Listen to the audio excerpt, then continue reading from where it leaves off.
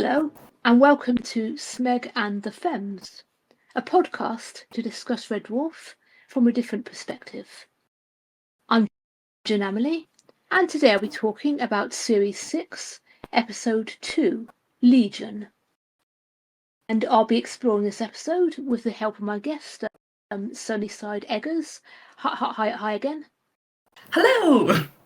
Yeah, sorry, everyone. Sunny is just having a quick drink. So that's why she sounds a little distracted. Sorry. It's fine. Don't worry about it. I mean, it adds to the naturalness. Yeah, I think that's it. Okay, so this is a very significant episode in the history of the show. Obviously, I mean, not just to particularly to those of us who enjoy writing fanfic, but also, Yeah. yes, which I'll get to. Also, also to kind of even casual fans, I think, because obviously it's the episode in which Rimmer finally becomes hard light and he can interact properly with his surroundings. I'm surprised. Frankly, I'm impressed that Robin Dirk managed to hold out for just over 5 series before finding a way to do it, because they were clearly struggling, with writing for a character who couldn't touch anything, and they did find a lot of very creative ways to get around it. But in Yeah. retrospect, this feels kind of inevitable, because in series 5 they kind of almost every other episode they found a way to have him be able to touch us in some way, like in Terraform he's on a planet where he's temporarily able to touch and that kind of thing. Yeah, they do give us like the occasional episode where it's explained that, oh well, because this planet and this thing, and okay, he can touch stuff now.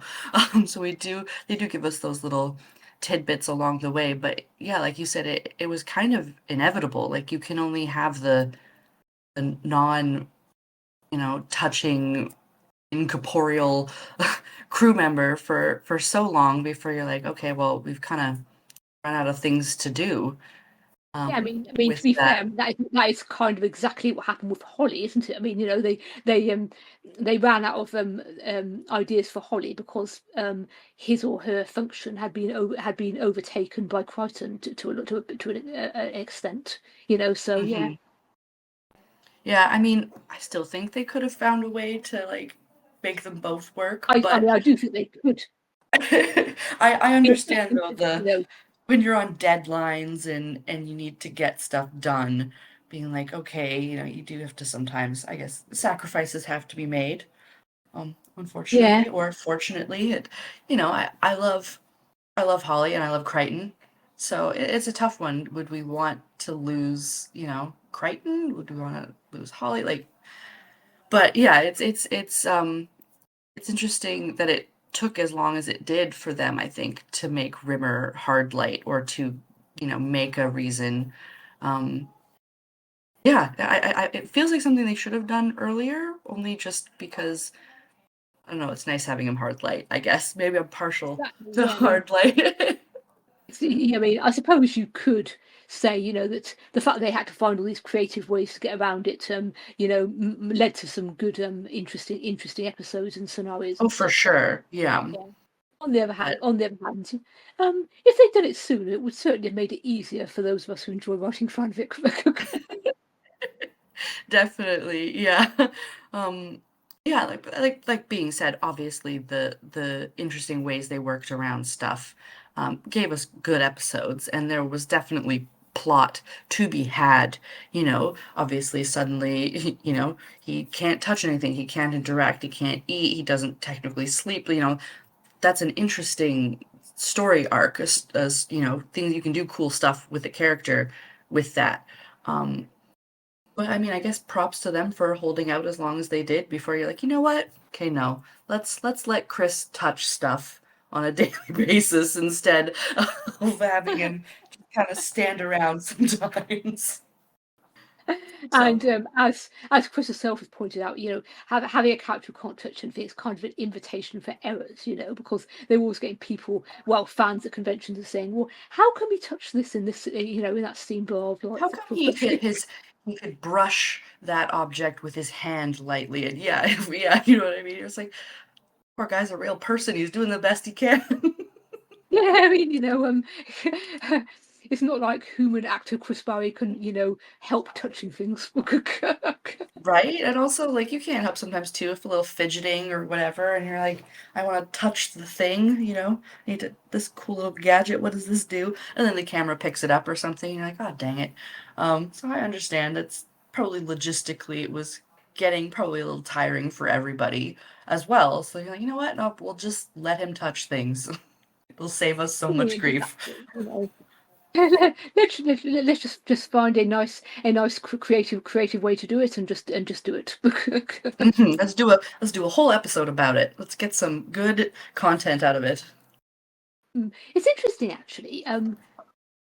Might given the in previous episodes the emphasis was put on him being desperate for body, you might consider that in the circumstances his reaction is quite mooted. But I don't know. Maybe it's just that the intervening years, he's had various ways of being able to interact physically. I mean, for instance, in Hollow Ship, where he met other holograms and was able to even have sex with Nirvana and so on. So maybe the urgency has died down a bit.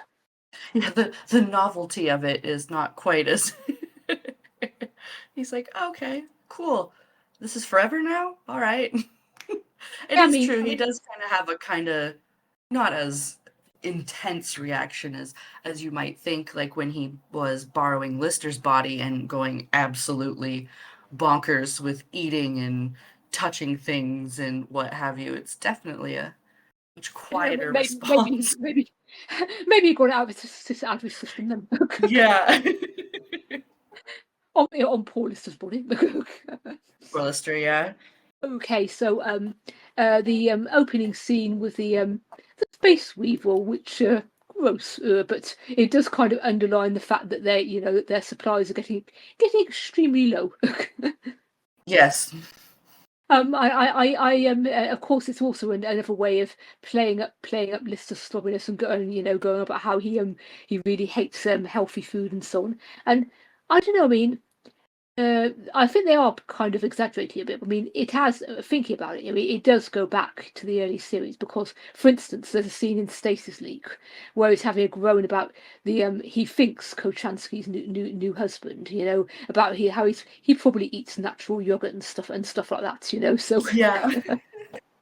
It's very much on brand for Lister to be not into that health food stuff. But Exactly. it's definitely funny because it's one of those, the setup is obviously he's gonna be disgusted by the space weevil.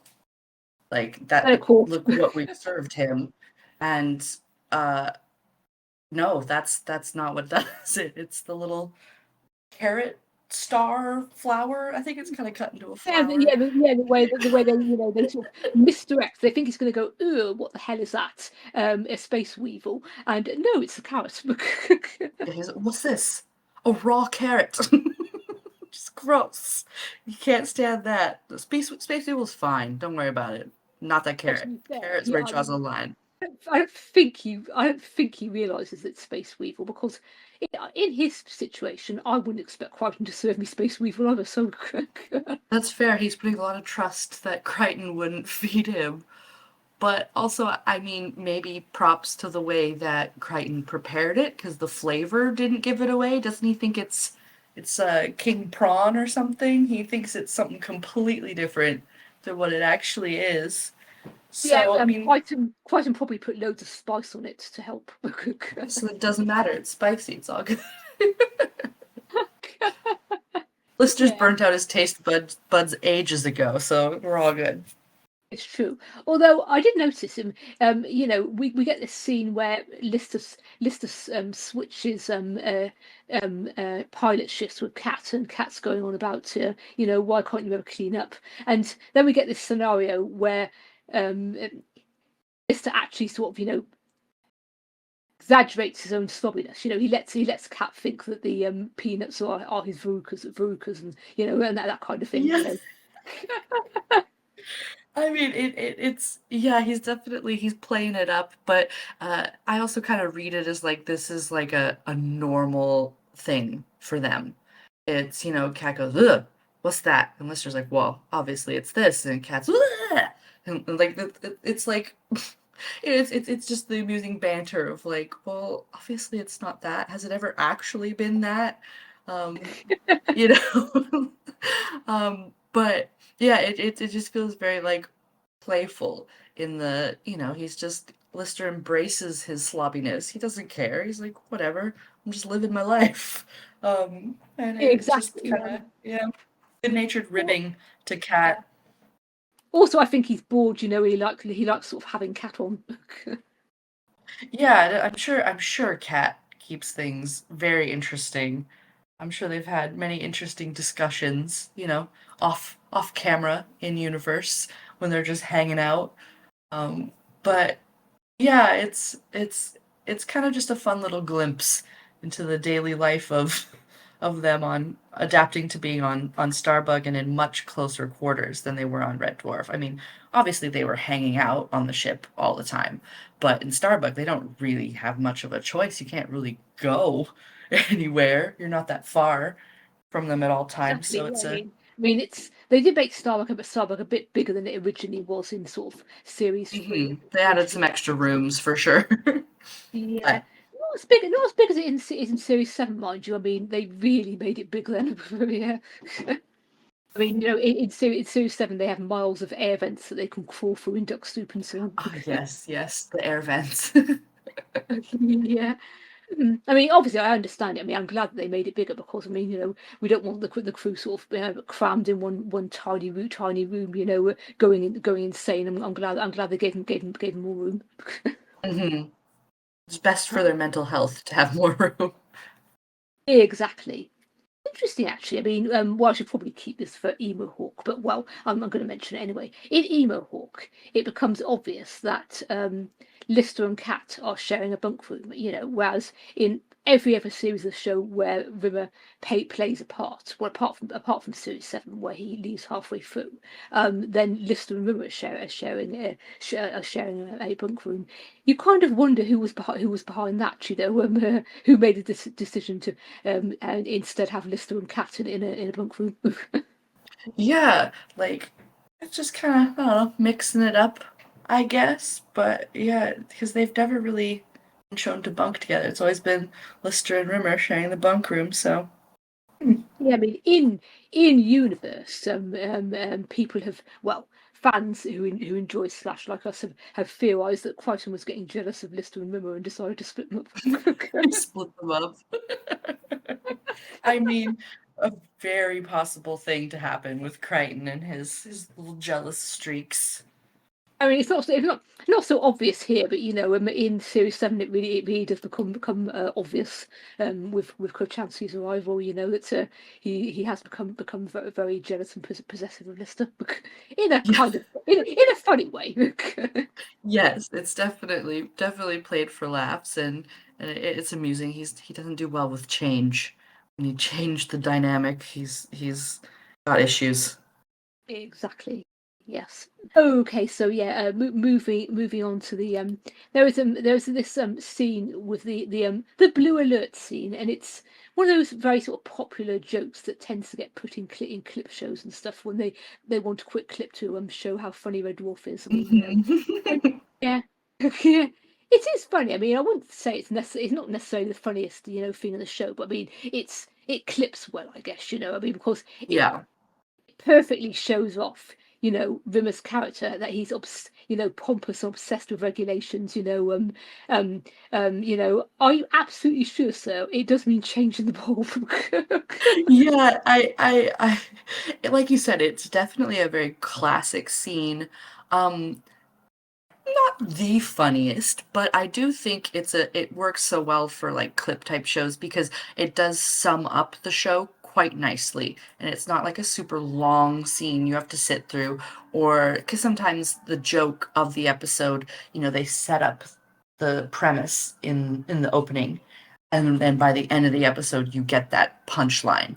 Obviously you can't show like a whole episode in a clip show, but just a little glimpse into character dynamics, just to let you know, okay, well, here's Rimmer being Rimmer, and there's Crichton trying to hold it all together, while Kat and Lister are just like, oh my gosh, you guys. um yeah, Yeah, definitely a classic little Red Dwarf moment yeah. for sure. Yeah, I love how Lister says, "There's nobody to alert. We're all already here." Kind of exasperated, like, are you serious right now? Yeah. Well, I'd feel better if we were on alert. It's like, okay, We're what? all alert already. Thank you. Also, I don't know if you noticed the way Rimmer's sort of taken to addressing the others collectively as gentlemen. Oh yes, his little gentleman. You would think is very polite for him, but I mean, I think it actually helps him sound more important too. But like he's addressing I don't know, a board meeting or something rather than the crew of a dwarf. Yeah, it's also definitely like his delivery. There's a smugness to it, where he's all like, "Yes, gentlemen." Like, yeah, it's just perfect. It just adds to his smug smarminess at times when he's trying to be all important. It's there's four of you in a room. What are you doing? Who are you posturing for? Exactly, I mean, he's always got to posture whether there's somebody there or not. Although, of course, Exactly. of course, we are just. I'm pleased with myself for thinking of this transition. We are about to meet a character, an actual different character that he can posture in front of. Yes, yes, he can.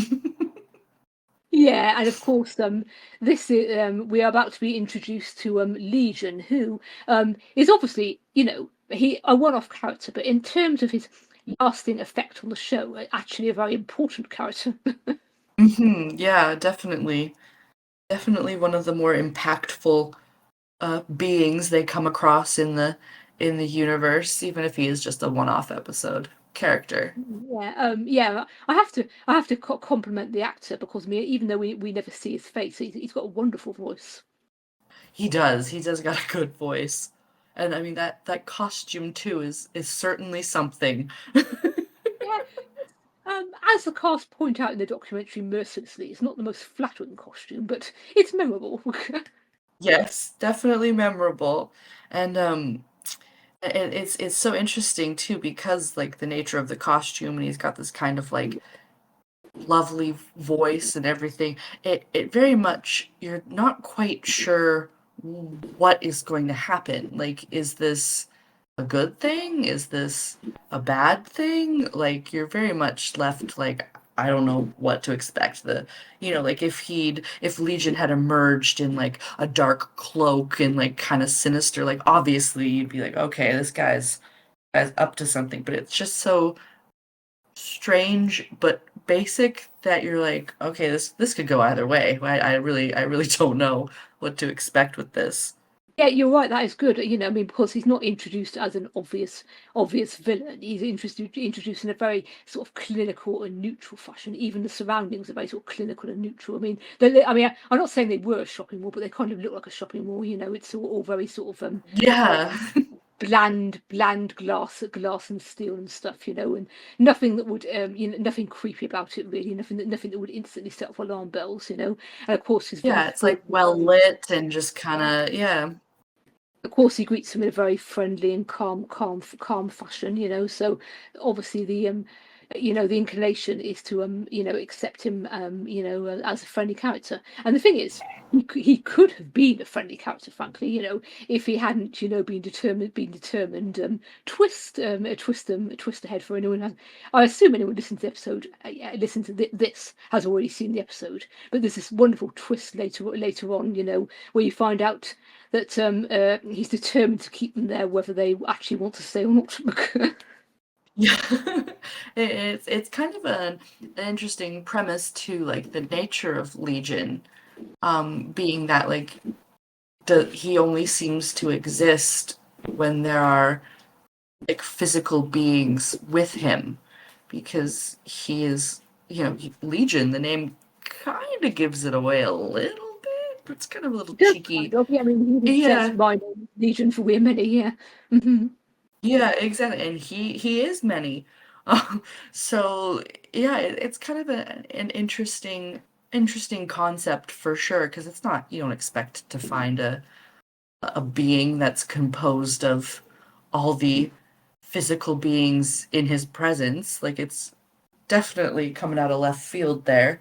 Um, and obviously a reason why he wants them to stay, because he doesn't have a physical form. I believe he doesn't have a physical form if there's nobody with him on the station. Exactly. Yeah, I So mean, basically, yeah, we sort of see his form, yeah, come appear, as they arrive, Yes, I mean, literally, if they go, he will return to sort of a limbo state of non-existence. Hmm. So which obviously is that's why, terrifying. Like, yeah. So obviously that's why he wants them to stay. But I mean, right up until that moment, you're thinking, okay, this is going to turn out to be turn out to be an interesting, good, positive character. But then no, you get this very neat little twist. Yeah, yes. and yeah, I mean, obviously he's not a straightforward villain, because you can kind of understand his motivations as well. Yeah, because he's not like doing it maliciously, of like, this is just for shits and giggles, I want to keep you here. I mean, yeah, his motivation is like, yeah, I understand that. I mean, I can't obviously fully understand being a non-corporeal, just kind of limbo state, but the concept is terrifying enough that I would be like, of course I would want people to be with me. Um, I mean, he probably could have handled it a little better than he did. But yeah, it's definitely, his motivations are pretty obvious, and I could understand that. I can't even be mad that he's wanting to have people near him so that he can have physical form. Yeah, I mean, it's kind of a scenario where, okay, I kind of have some sympathy and I can understand your viewpoint, but I'm still getting the hell out of here now. Yeah, exactly. Exactly. And then, of course, we get scene which has inspired, well, maybe not 1,000 slash fics, but hundreds. Yes, yes, indeed. I mean, ours is a relatively small fandom. I mean, if it was a big fandom, then it would be in the thousands. But I mean, I've never actually counted how many fics were inspired by the episode, but it is definitely one of those. It's right up there with Demons and Angels and Dimension Jump in terms of inspiring fics. Yeah, definitely. Definitely.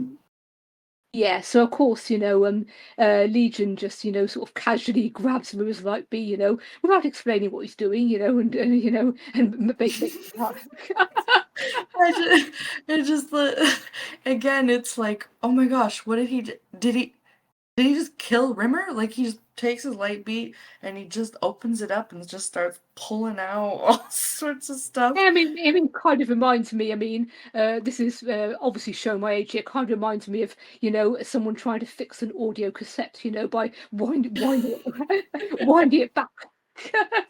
Yeah, all that cable stuff does kind of look like the inside of a cassette, as he's just Of course, cassettes, were the main kind of thing then, both audio and video. They were the main kind of technology to listen hmm listen to or watch telly or whatever the hell at that time. So it completely makes sense that they would do it that way.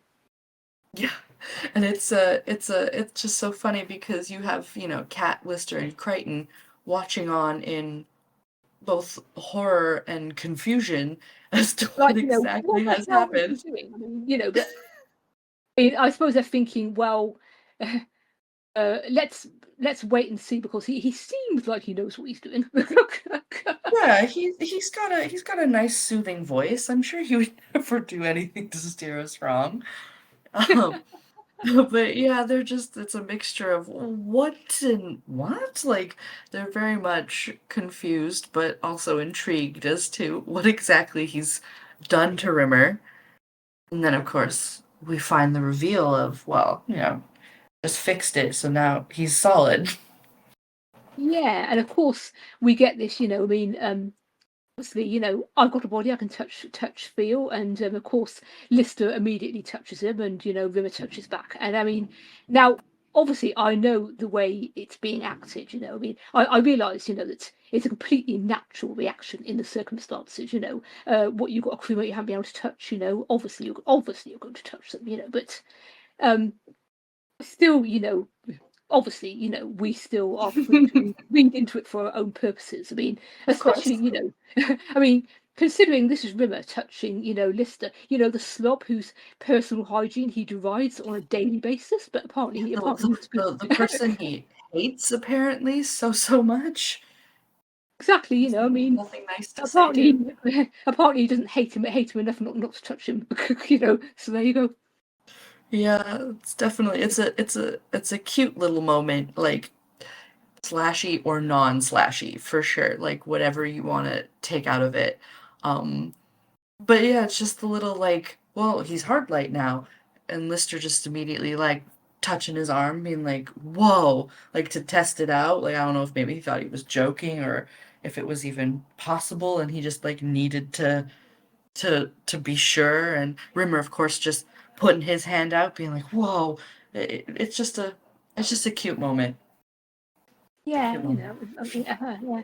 As I said, I mean, it is understated. But I mean, I think probably part of that, to be fair, I mean, is if it was if I was Rimmer in that situation, I would find it so overwhelming that that I would just kind of go into my shell, and not react much, So I mean, I think you can explain his relative lack of reaction in that way as well. Yeah, and I mean also like just the unexpected nature of it. Like, the he gets his, a hand in his chest and just pulls his light bee out, and I'm not sure how much he was consciously aware of, while that was going on, while Legion fixed the light bee back up. But I'm sure it was very like, what? Like he's probably just adjusting to the sudden quick change of Yeah, I physical mean, form. of So course, we never actually find out whether he, was sort of conscious what while it was happening, I mean, but I mean, if he was, it must have been very disconcerting to say the least. right, yeah, I would probably be a little reserved too, being like I need to still figure out what's going on before I can react fully to this. So yeah, it's understandable that he was a little quiet about it. And plus they're, in this crazy, space station thing, and being shown around, and there's still more to see. So like, there's a lot going on. Yeah, it's funny though because I mean, if that had happened to him in series one, he would have actually absolutely gone mad, Totally. Yeah, he would have been, oh my God, he would have been a terror. He would have been the villain for the episode. To be honest, I mean, it's a good thing he didn't because I mean, I wasn't. I mean, when I said that, I wasn't even specifically thinking of Body Snatcher, But I mean, I mean, yeah, I mean, Body Snatcher kind of, I mean, well, I don't know whether you know what Body Snatcher is. It was an unmade series one script where Rimmer becomes so obsessed with getting a body that he starts stealing bits of Lissa's body and non fatal things like hair and stuff, in hope of building himself a body. I think I've ever heard of it. I haven't really looked into it, but yeah, that very much, if that had happened in the first series, that Rimmer would have definitely done some weird stuff, I think. Yeah, exactly. Yeah. Oh, by the way, the Body Snatcher script it's available on the Body Snatcher collection as a storyboard, an illustrated sort of storyboard, and it's performed by Chris. He does all the voices, so it is worth tracking. I think it's available on YouTube. Actually, it is worth tracking down Okay, if you're curious. Yeah. cool. Uh-huh. I always wondered, really have peritonitis, or was it, kind of a ruse on the Legion's part, sort of make them trust him? Yeah, that's a that's a good question. But it's the way it's sort of played up too is it's also believable with the amount of curry that Lister eats that he probably would have weird digestive things that he probably didn't even bother to talk about because they were just like normal for him. Exactly, yes. So, it's kind of ambiguous. I mean, you can read it as it's presented on the surface, or you can say that, Legion really wanted them to trust him. So that was another way to demonstrate his what he could do for them. He could help them medically too. Yeah, definitely it added to the feeling of like, okay, well, this guy's not too bad. He's actually like, he's helping us and he wants to help us. He's a very, he's just a chill guy who, let's be friends, you know, you're clearly a useful guy. You should come with us kind of thing. Exactly. Yeah. Um, Although I do, I yeah. do love the way we get Cat's reaction just to cap off the scene. If you come anywhere near me, buddy. Yeah. Yeah, he's like, okay, it's cool what you did there, but no, don't, mm-mm. Not mess up my hair. Yeah, don't ruin my outfit. Don't mess up my hair. No way, Jose. Exactly. Okay, so yeah. Then we switch to the dining room, and it's well established, obviously, that, this is a pleasant place, and Legion is a cultured character, I mean, and we even see artworks that he's made himself, and so on. So I mean, obviously, as you said, it's more sort of emphasizing, what a fascinating, multifaceted, being he is, and uh although of course the art and stuff that came from his previous incarnations, we briefly hear about. Presumably he's getting, because I mean, if it was a question of, went from being composed of five geniuses to being composed of our crew, then you'd think he'd be a bit more like our crew. But he must have some kind of default setting that is the character we meet, I suppose. Yeah, that is a good point. Because yeah, like if he was truly a blend of the four of them, yeah, he would probably be uh quite a different character. But I wonder if um it was more so he's composed of like their memories and their life experiences, their knowledge, and then he can choose to do with that as he pleases. um so yeah, like you said, a default, I guess, core personality. Because or maybe it just takes time. Maybe it's not like an instantaneous blending. If they had been there longer, would Legion have really craved a good vindaloo?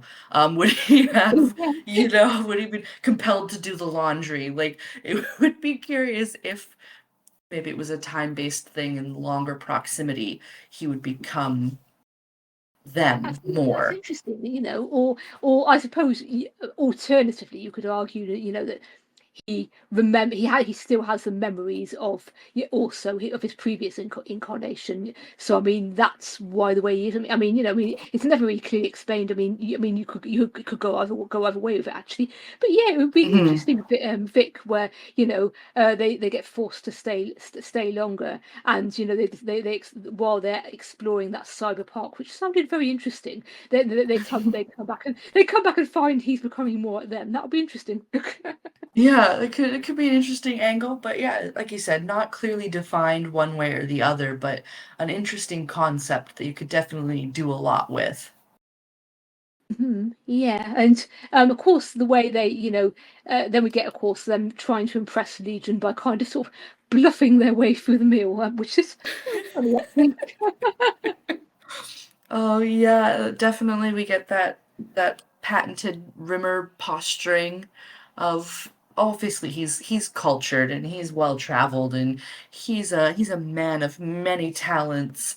Um and then just the absolutely ridiculous meal that they have. Yeah, I have to say, that is the least edible looking meal I've ever seen in my life. Oh my gosh, yeah, no, definitely not on my list of things to try His ever. diet looks like clumps of hair. Ugh. Yeah, I mean, I bet the props department had fun coming up with that ridiculous meal, for sure. But yeah, it was not visually appealing meal. It didn't make sense how you ate it, and it was just a lovely little bit of chaos in this otherwise, nice, pristine, art-filled, place. And then we bring the boys and chaos ensues, basically. Exactly. Yeah. I mean, it's funny actually. I know why they did it. So that they could write the scene the way they did. But it's interesting that Crichton is the only one who actually knows how to use the chopsticks and stuff. Because and it's confirmed. That Crichton is actually programmed to be able to cook all these exotic dishes. So I mean, Hmm. clearly he isn't just a Bob Bot. As Rimmer likes to call him. He's not just programmed to clean toilets at all. I know you could like almost argue that Crichton is far more cultured than Rimmer. He knows so much more about, I mean, I suppose this is supposed to be not like necessarily a fine dining type environment, but obviously a more niche type of cuisine. And yeah, Crichton knows about it. Rimmer's hopeless. He doesn't know.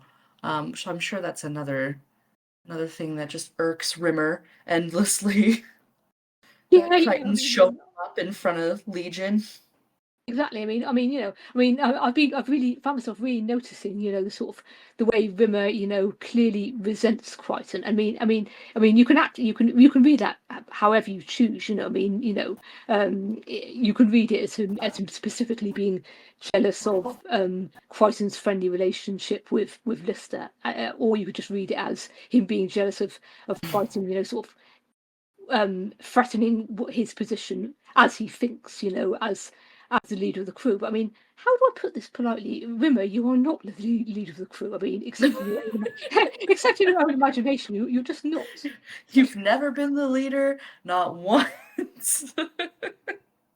Exactly, but of course we get him here, when he thinks they're being threatened by something, saying over the intercom, "This is acting senior officer Arnold J. Rimmer." I Yes, mean, yeah, yes.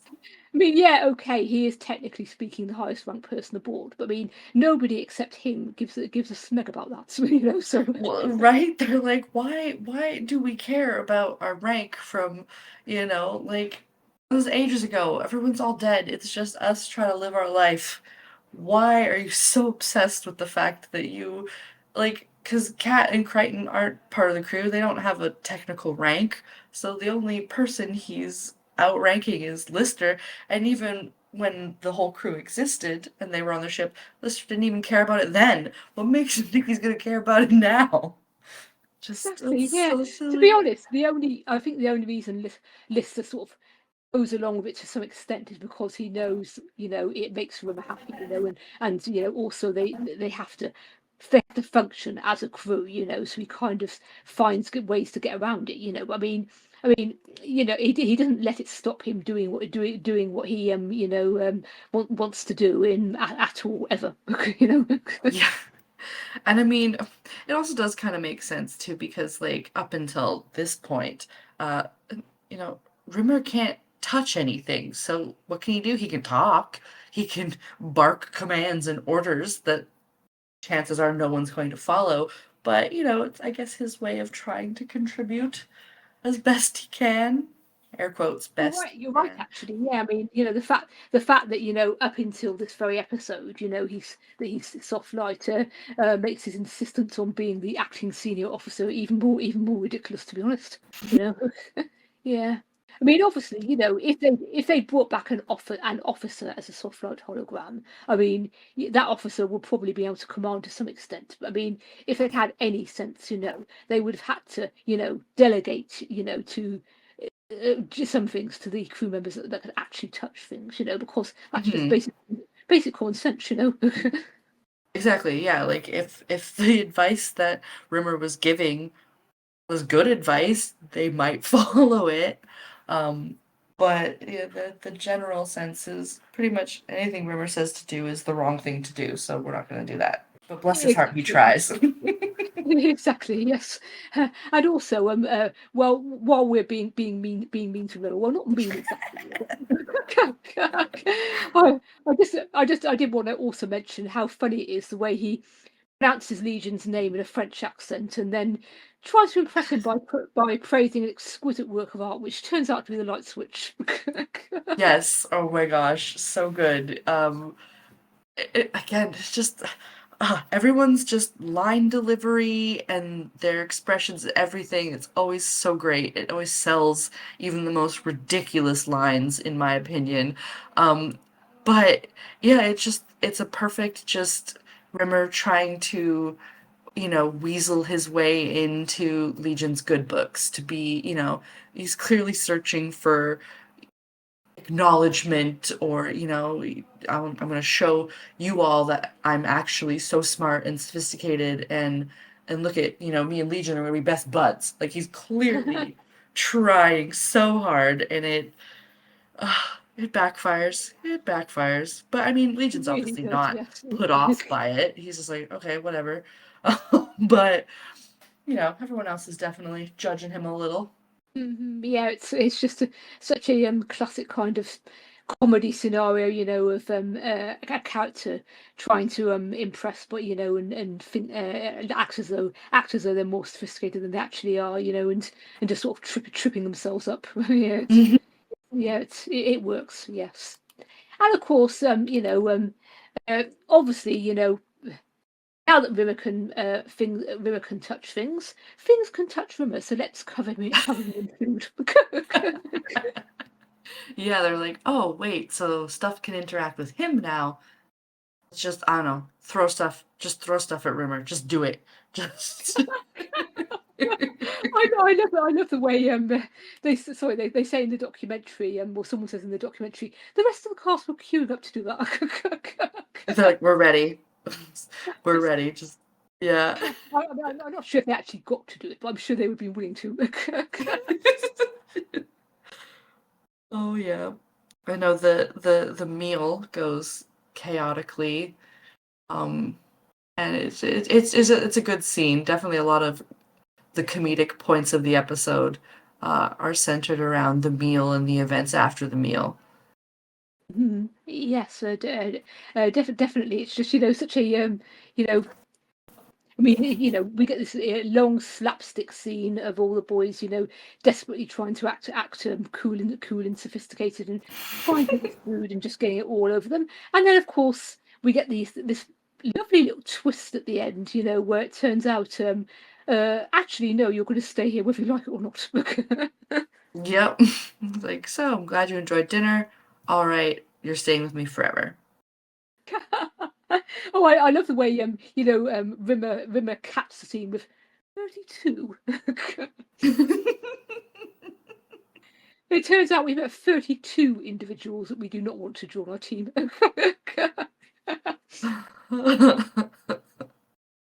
Okay, so yeah, moving on to the next scene where Legion says this will be your cell, Dave, and they go into this frankly lovely, cool, very cool looking bedroom. Right? It looked awesome. I'll be like, okay, cool. That's my bedroom. All right. Frankly, I mean, I actually wouldn't mind having that bedroom. It's lovely.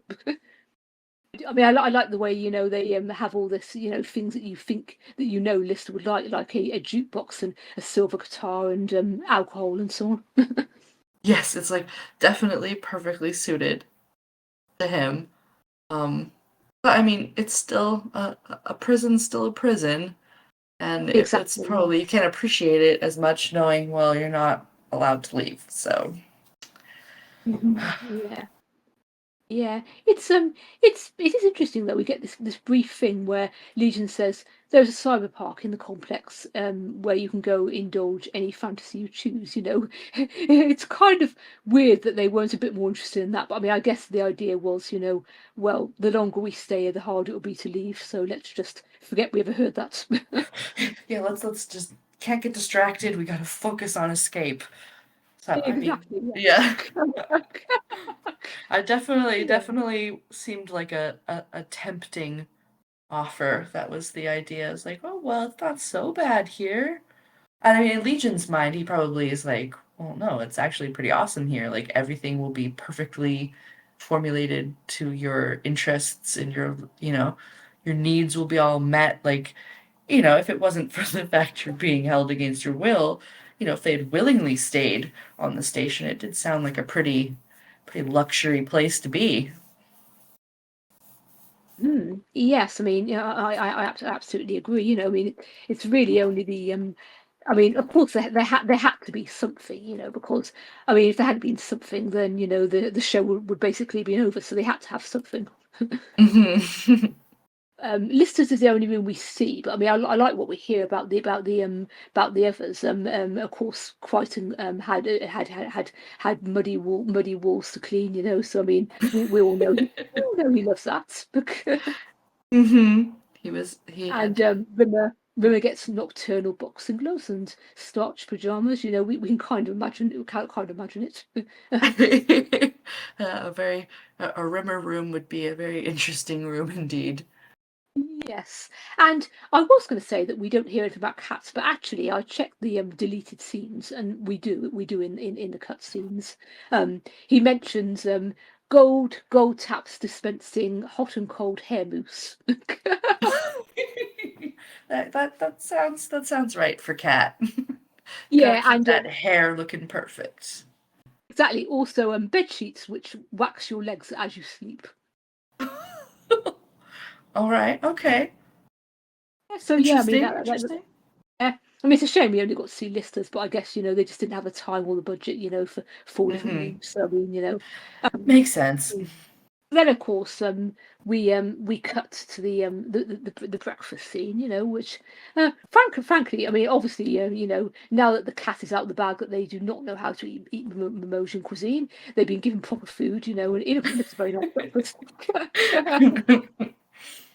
He's dumbed it down a little for them. Yeah, exactly. Yeah, I love it. I love Lisa saying, "Help me get out of this hellhole." Oh, pass that box fizz. Yeah. As they're like happily just devouring their breakfast, talking about how this place is awful and they need to leave. Yes, although in the circumstances, I would too. Okay, we're getting out of here, but let's have this really nice food first. Well, yeah, I mean, considering they've been eating space weevil on Starbug, Yeah, we at might we least got we might as well eat breakfast. at least they got one decent meal before they went back to Starbucks. Yes. I did want to mention the way. I mean, I know it's the way what it actually is. It just happened to be the way that they filmed it. But when Rimmer comes into breakfast, it's really filmed kind of oddly. I mean, he really looks kind of as though something happened to him overnight, and he's not going to say what. Is it just me? I don't As know. No, it's definitely true. He seems a little. I guess I'm wondering what the angle was. You could maybe say that, like, well, he's slept his first night as a hard light hologram, so he got to feel like what it was to wear his nocturnal boxing gloves and his starched pajamas. Like, he got to feel that again, and maybe that's a little overwhelming, or was there something else that happened? Who's to say?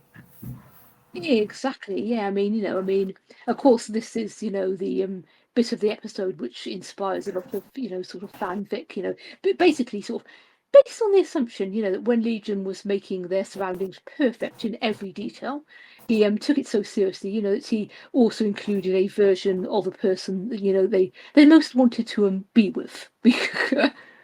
Yeah, you that I think an argument could be made because Legion wasn't skipping on any details of Yeah, things that they liked and enjoyed. I mean, and of course, it makes perfect sense, that if Homer and Lister, had sort of how to put this sexy dreams about each other, they're not going to admit it to anybody, are they? Yeah, yeah, they would definitely not talk about it at breakfast. Yeah, exactly. I mean, they're just not going to admit to it. And yes, I mean, I know that's not what the writers were thinking, but with all due respect, death of the author is a thing, I mean, just because the writers weren't thinking such and such doesn't mean that we can't read things into it.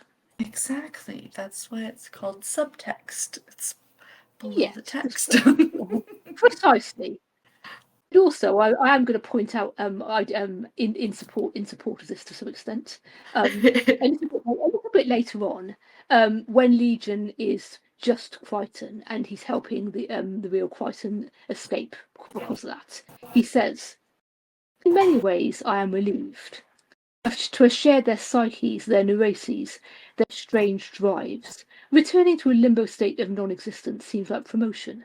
I mean, of course, there are many ways you can read that. I mean, one Mhm. of them is, one of them is what we were just talking about. So there you go.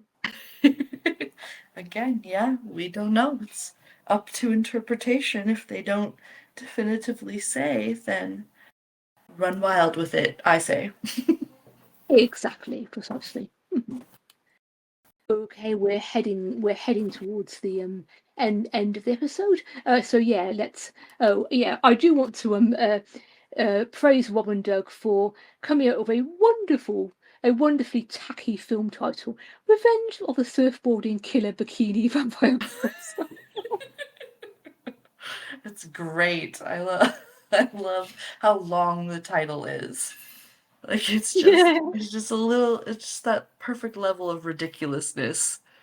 You're like, well, of yeah, course I Lister would watch mean, that movie. Of course he yeah. would.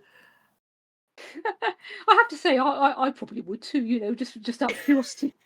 Right? Because like vampires and they're surfing like at night, like there's a lot I need to know what's going on. Presumably, they would have to surf at night because Right? I mean, yeah, Yeah, that it's was just kind of interesting. And then of course, comes up with this uh, truly award-winning escape plan, which is actually a terrible escape plan. I expected nothing less from them. But I mean, I love it, because I love it precisely because it's so ridiculously terrible. It's so great. It has like a definite slapstick edge to it where you're, considering the level of sophistication that Legion has and then the level of sophistication their plan brings. You're like, "Oh my gosh, guys, what did you expect?" Of Um, course, yeah. but I mean, I suppose. I don't know if. Well, presumably, since Legion is partly composed of Lister, that's why he knows about the film. Because Lister's seen the film, so he's seen the film. Presumably, exactly, yeah. I mean, to be fair, like if you are against a foe who knows your mind and your memories and all of that, like they're gonna know your every move. You have to go like real off script to try and figure out a way to actually confuse them. So, I mean, considering, exactly. To be fair to Lister, he didn't know that when he came up with the plan, but it was still exactly, yeah, it was still a terrible plan. But well, he was doing his best. he was trying. He was trying. We can't fault him for that. Mhm.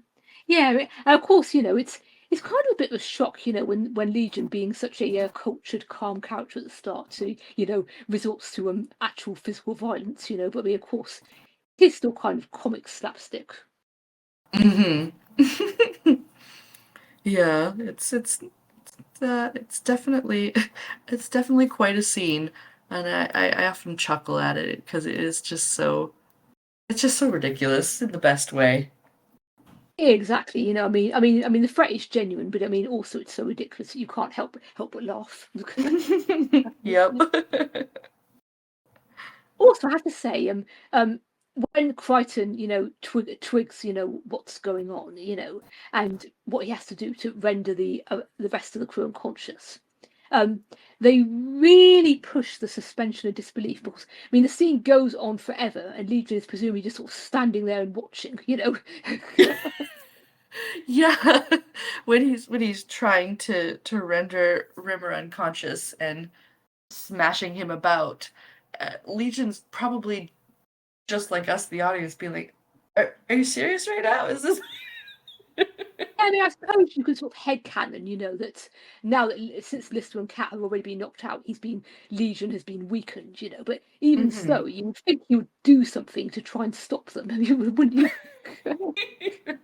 I mean, you could, I mean, with Kat and Lister being knocked unconscious, then it would just be Rimmer and Crichton, so you could argue that Crichton was outweighing the Rimmer part of him, Possibly, perhaps. It's or maybe it was a fact, that Crichton that Rimmer hates quite so hostile to Crichton, frankly, at the moment. That the two parts were arguing with each other, too busy arguing with each other to do anything. Maybe. yeah. They were having a very similar standoff to actual Crichton and Rimmer arguing for how best to knock Rimmer out. Actually, yeah, I mean, I'd never thought that before, but I mean, I've decided I really like that explanation because it's funny. Yeah, it works. It's a double Rimmer Crichton standoff. Yeah, of course. Yeah, I mean, yeah, it's funny watching Crichton attempt and completely fail to knock River out. And then Rimmer being like, "I'll do it." Just give a stop. I'll do it. Yeah, if you want thing doing, do it yourself. Yeah. Yeah. So then, of course, once Legion is just Crichton, he obviously is compelled to help them escape. Which is again, it's a nice, neat way of resolving the issue. I mean, this is 2 episodes in a row with really nice sort of neat plot resolutions involving Crichton. So that's nice. Yeah, he gets his chance to shine as the problem solver of the because it's actually quite clever that Crichton like put it together and figured out what Legion was, and then obviously the execution of solving the issue was a little red dwarfy, I guess you could say. I can't go completely smoothly. That wouldn't be any fun. Yeah, But yeah, he exactly. does Yeah, I mean, he does I get to mean, save the day, as it were. you want if you want people who are experts and know what they're doing, watch almost any other sci-fi show. Yes, very much so. We don't watch for the competency, we watch for the chaos. That's what it's about. Exactly, yes. Huh. Yeah. Although Crichton, to give him credit, he's resourceful enough to ask Legion one more thing. Is there any way you could help us to find Red Dwarf? And which would have worked. I mean, I'm not sure how clear it is from the ending sequence, but I mean, I think basically what happened was the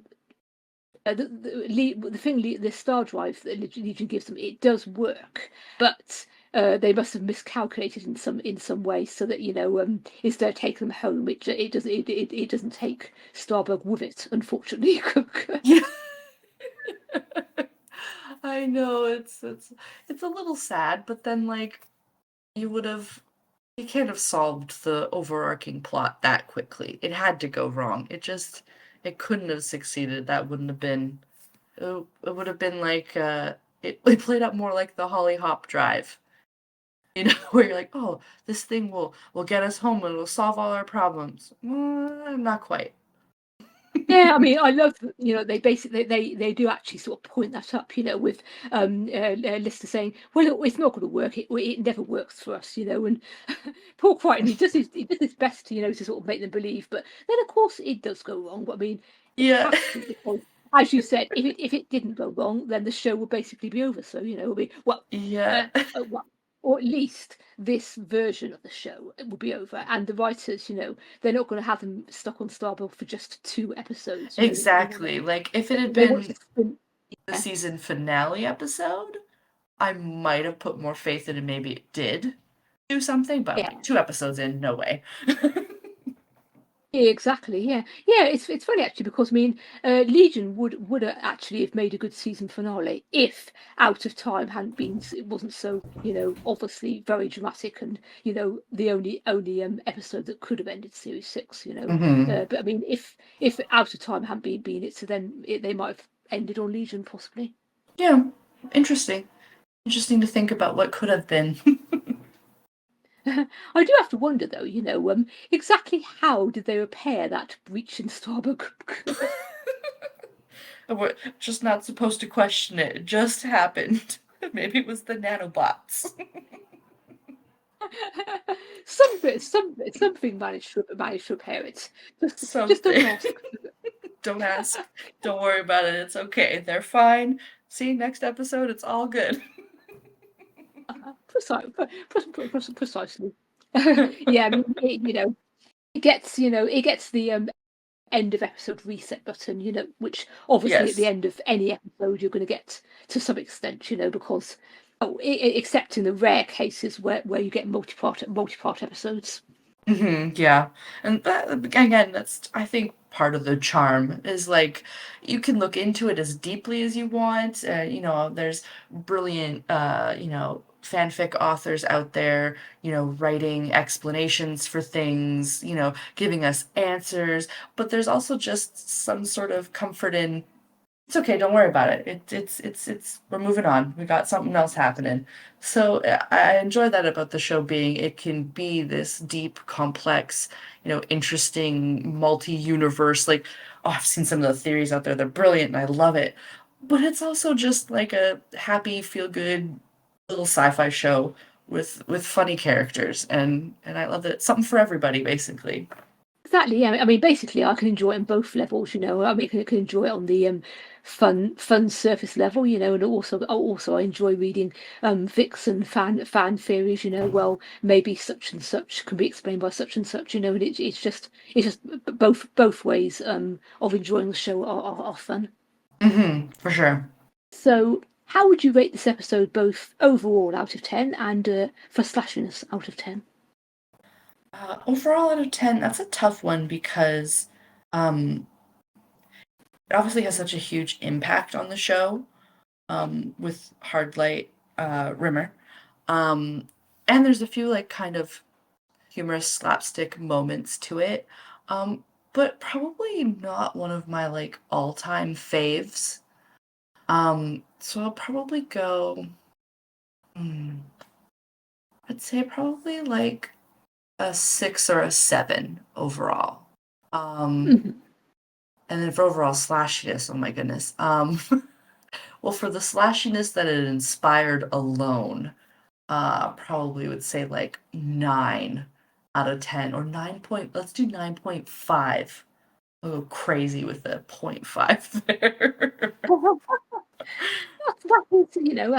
That is good. I mean, yes, I mean, yeah. Okay, so I think overall out of 10, I'm going to give it 8 out of 10. Because it's a good episode. I mean, and a very significant episode, obviously in the history of the show.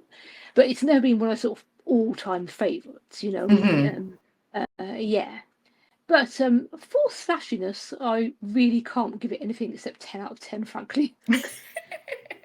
I have just, read far too much fanfic and written far too much fanfic about this episode. That Fair. I cannot take off my slash goggles when I watch this episode. I mean, well, I can, but it's difficult. Just not as fun if you take off the slash goggles. Exactly, they make everything rainbow tinted and more fun. Yeah, for sure. I mean, definitely it's the episode that gave all the fic writers so much more to do. They Yeah, I didn't mean, have not. to make up extremely convoluted ways to explain it. They're like, nope, in universe now, don't worry about it. Yeah, they